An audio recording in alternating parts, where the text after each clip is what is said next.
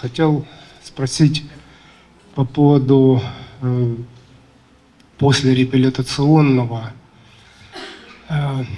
состояния, как быть там военному інваліду, як йому приспособиться в обычной житті. Це дуже важливе питання, дуже важливе для всіх нас питання, бо, на жаль, дуже багато військових, вони після того, як отримали поранення, вони потребують і реабілітації, і працевлаштування. Бажаю міцного козацького.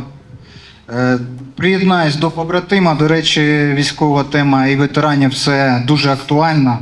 І я би хотів спитати, чи будуть проєкти, чи є вже проєкт по, скажімо так, центру реабілітації. Так, ми пропрацьовуємо. У нас є на це і можливості, і донори, до речі, і донори, але безпекова ситуація. Безпекова ситуація.